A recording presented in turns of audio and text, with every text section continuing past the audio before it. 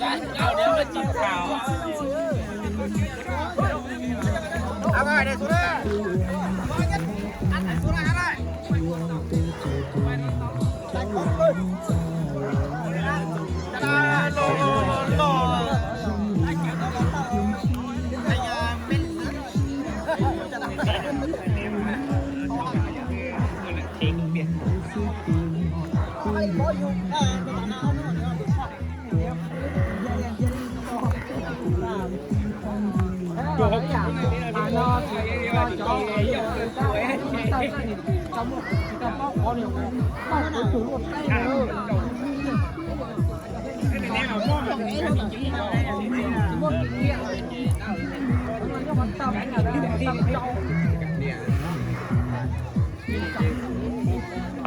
em mua mà cả gì thì chỉ mua là ăn gì thôi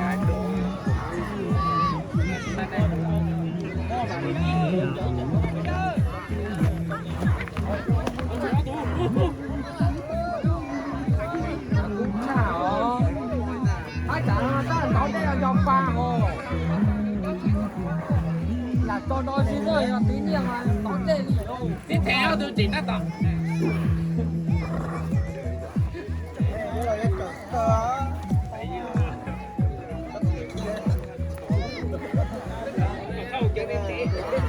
nhớ tôi chỉ một kho chỉ nhớ là có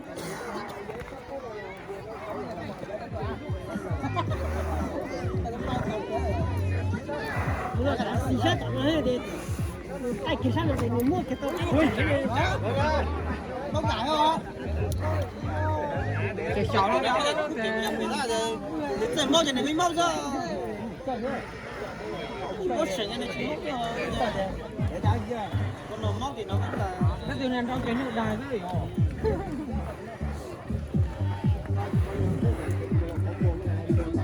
nó tao ơi hả tụi mình hôm nay được tao không nhớ của tao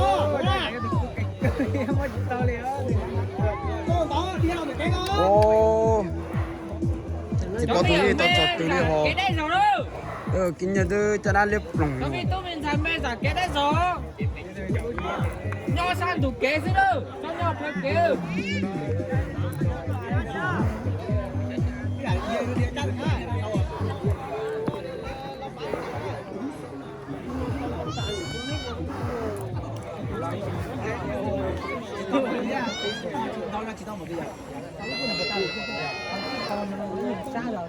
con này to nhưng có tí chỉ to tiền cho chùa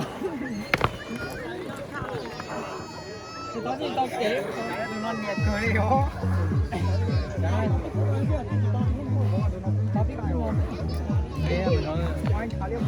cái này nó có sự cái này nó nằm liên tục nhiều tiền dễ dàng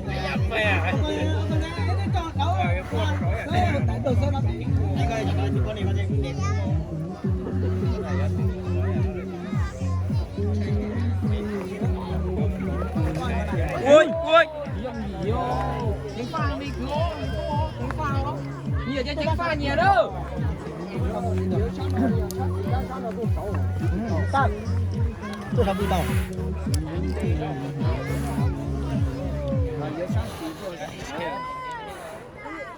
đi chỉ mua à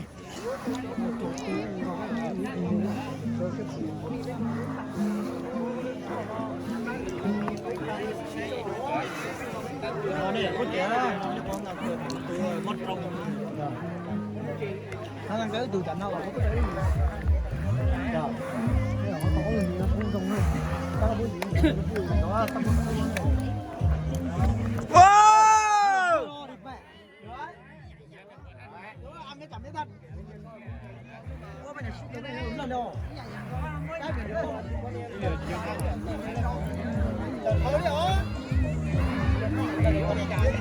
목만 왜 긴녀.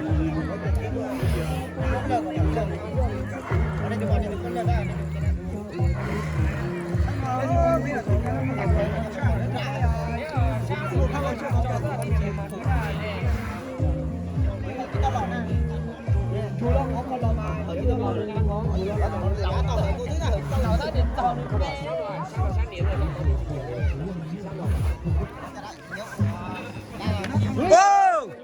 Được. ngăn tay ngăn sức luôn.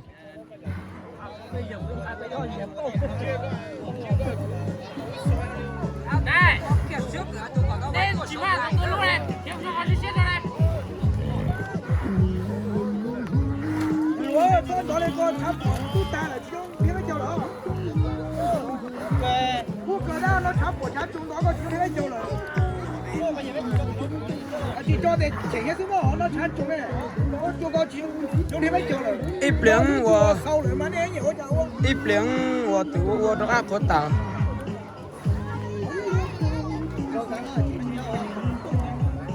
Nó thắp chúng nó có tu ta lên mấy sự chịu siêu.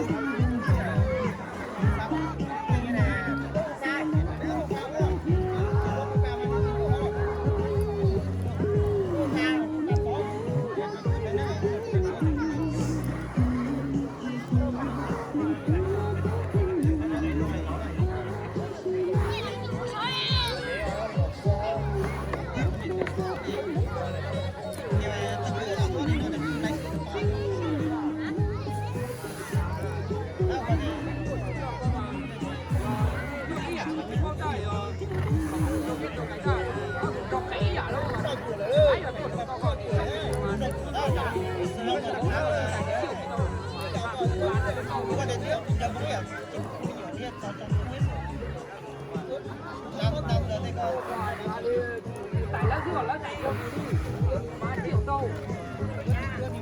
Ở chỗนี้một cơ hội để tính xã hội cứ thế mà. Thì chỉ một cơ hội để tính cuộc sống tài.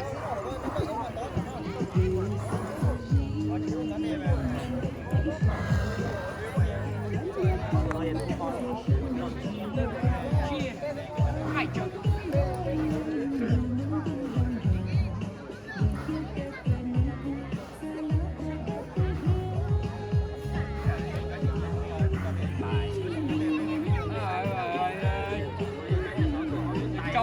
Châu Ly phải đánh.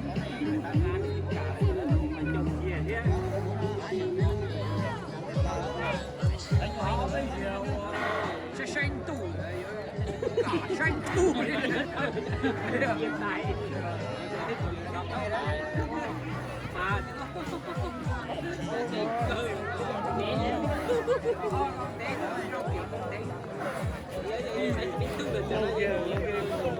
Nó được chỉ xí rồi, nó được xí đó đi.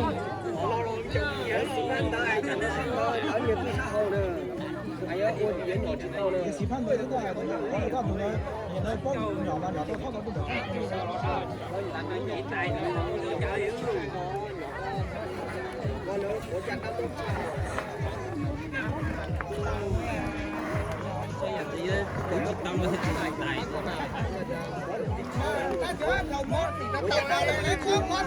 Ôi, bắt đầu thì ngu nữa. Ngu anh để cho mà đi đó cho nó sợ. Riêng từ cô bông cái mà. Cái đời chơi trong diện cùng sư. Rong cái rồi á, nhìn nói nó tuột nó trời ơi. Nó chỉ toàn chọc ăn luôn nó thì nó thoải mái.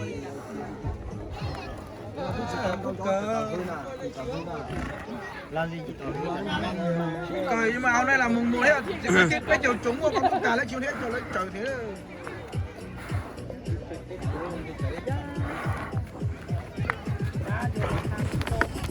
Ôi, đó được cho nó cao đó, cao mà vừa đó.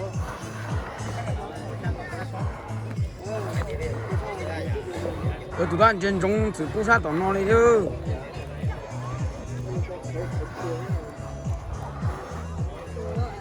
Con này ngủ phú hả?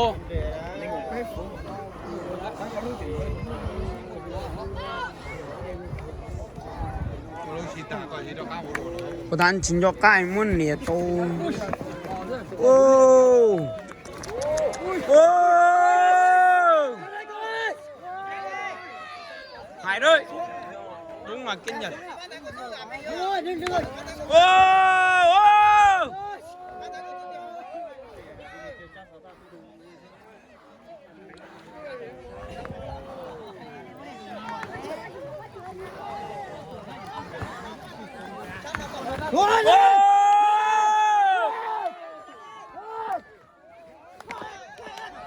Ngăn tay ngăn sức luôn nhá.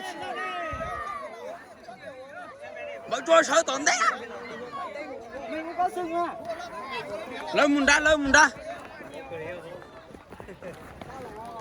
Nào lên!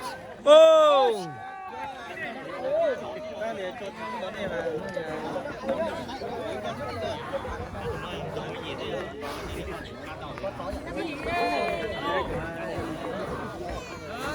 Đồng tin.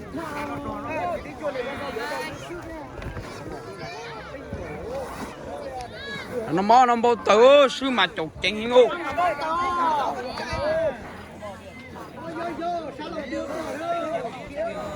Chuẩn bị ô.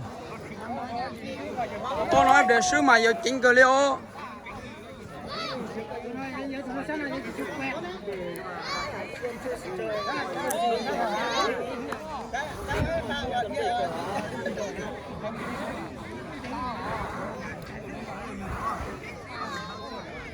Kinh nhật với mộc măn nha.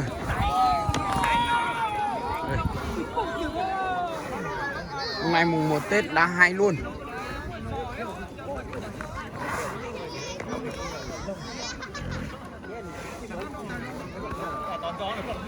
Con vàng bên này là con kiến nhật, bên kia là mộc măn.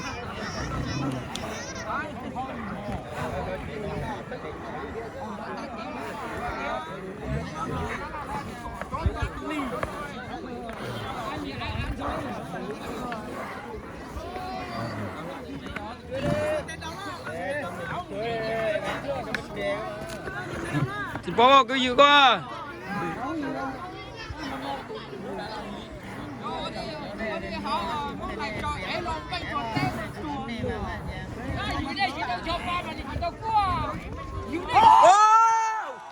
Đây.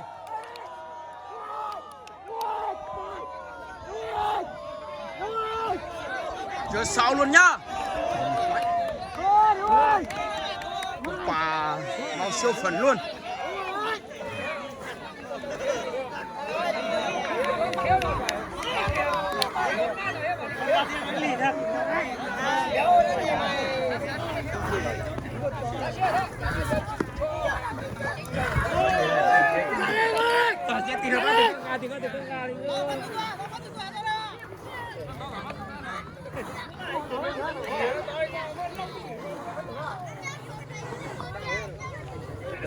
Mong ăn tôi plem nó mong ăn mong có đây tao.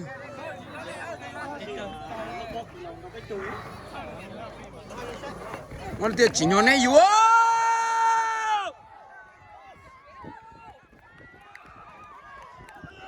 Con đây là con.